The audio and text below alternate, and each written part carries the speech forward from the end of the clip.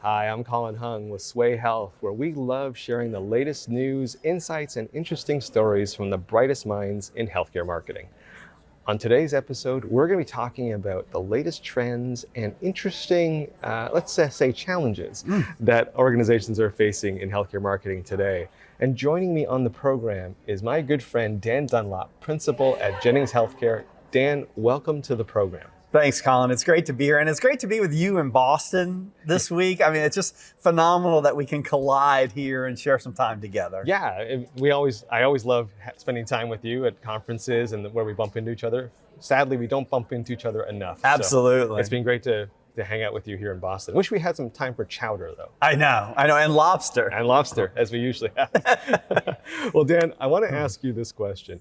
You talk to a lot of clients, you go to a lot of conferences, you speak to a lot of people. What are some of the trends that you're seeing in the healthcare industry as it relates to healthcare marketing?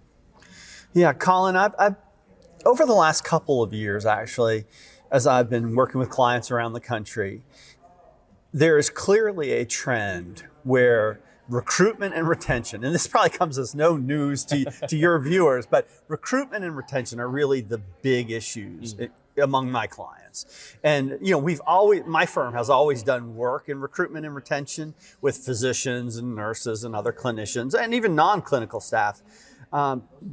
But nothing like today. Today that is really, it has become the number one priority for these organizations. And it started me thinking, why is this such an issue? Okay. Why are we having this exodus from healthcare? I mean, it's not just that it's hard to fill positions. It's always been hard to hire nurses, Right. and fill all those nursing positions. But why now are we having people actually leaving the field and saying, I'm not going to work in healthcare anymore? And I really believe it has to do with organizational culture. Okay. I think healthcare organizations need to look inwardly and say, what is it about us that's not allowing us to retain and attract employees? Why don't employees feel embraced and appreciated in our organizations? And I think it's not complicated. These are old school organizations. If you work like I do with hospitals and health systems, I work with other healthcare organizations too, but this is predominantly what I'm seeing with hospitals and health systems. These are old school organizations. Okay. They come from the old, American school of doing business.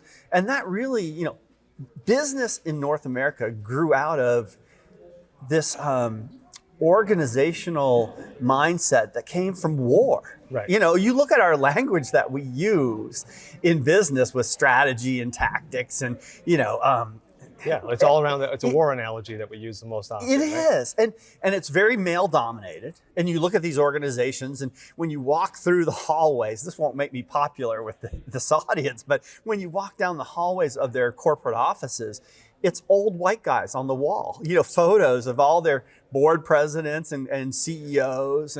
And it's this old corporate mindset, I think, that keeps healthcare organizations from innovating as quickly as they could. And obviously in healthcare, you don't want to speed through innovation. You want to be thoughtful, but Sure. but we don't innovate at the pace we should in healthcare. But we also don't embrace our employees. We think it's okay to have these old school, male-dominated, hierarchical organizations. And I think we do have to look at ourselves and say, okay, what do we need to do differently? And what I've been talking about when I've been touring around the country doing my Language of Love tour, which started at a HIPMIC conference years ago, is we need to adapt and change and start looking at our culture in a way and changing our culture to where we are more welcoming and inviting and loving. We really need to embrace and nurture. We aren't even great at nurturing patients, honestly. Sure. So, but man, we need to be nurturing our staff, because if they feel welcome and appreciated, like they do in some other industries, I think the tech industry is much better at doing this, at making their employees feel special and appreciated, and coming up with ways to recognize them whether it's through allowing remote work or whatever. And they were, they were doing that long before the pandemic. Right. So I think there's that opportunity to make that shift, so these organizations can retain their employees. And I think what I'm hearing as well is it's not either or. It's not that you can't have strategy and tactical thinking, but you also need to embrace your employees and do more to recognize them, which we are starting to see. I mean, and through some of the work you're doing, you're doing a lot more highlighting of employees and their stories and their heroism in some cases. Are you seeing more of that? Yeah, it's really encouraging. And, I'm like a one-man band on this love bandwagon of mine. But I was here at this conference yesterday, and a young woman came up to me who's a marketing leader for one of the hospitals in New England, and she had attended my keynote address last year, and she brought me a brand book that her organization has developed that celebrates their employees. And she said, we went back and created this after we saw your presentation last year. And I was like, that's just remarkable. It's so rewarding. But I do see organizations, frankly, it's out of necessity, starting to reevaluate or evaluate who they are and how they come across to their employees. Because, they're not going to survive if they don't. We cannot keep going, doing business as we've always done it. And when you see organizations that have embraced their employees a little bit, what are some of maybe the tone, but also the results that you've seen these kinds of organizations realize? Yeah, I think from the employee's perspective, it becomes, I'm now working for an organization that values my voice, not just values my time or my effort, but they value my voice. They want to hear what my experience is like, much as we want to, everybody's about patient experience right now. Well, it should be patient and employee experience. So when it's successful, the employee feels like they're being heard, that they're being valued, that people are asking them. Decisions aren't being made that change their life as an employee without consulting them and bringing them in. And obviously, there are going to be times, if you're working on a merger or an acquisition where you're not involving all your team.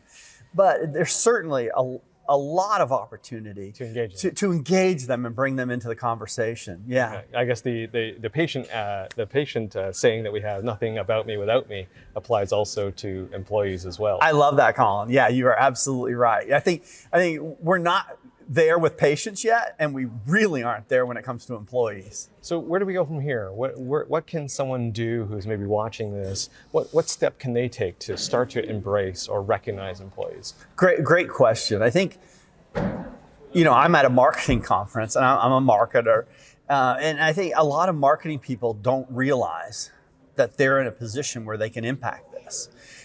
We produce materials, we produce videos that can celebrate the employee. So I think my number one goal has been to empower and inform marketing people to say, hey, this is an area, you're not in the C-suite. You're not the one who has created this corporate culture, but boy, you can change it. You can be part of that, you can stimulate that change. So for me, it's letting marketing people know, because that's my peer group. So letting them know that they can be part of this change, and they need to be part of this change. Dan, where can people go to find more information about Jennings? Yeah, they can just Google Dan Dunlop. They can Google Jennings Healthcare Marketing. It's JenningsHealthcareMarketing.com. I have a blog that I occasionally write for. So, and certainly reach out to me. I'm happy to speak with anybody who's interested. Definitely would encourage anybody watching this to reach out to Dan. He is amazing, and he will give you the time to answer whatever questions you have. Well, Dan, thank you so much for being on the program. It's always been wonderful to connect with you. Thanks, Colin. Great seeing you, man. This has been Colin Hung with Swaay.Health. And if you enjoyed this interview, go check out our other videos at Sway.Health for more great content like this. I'm Colin Hung for Swaay.Health. We'll catch you on the next video.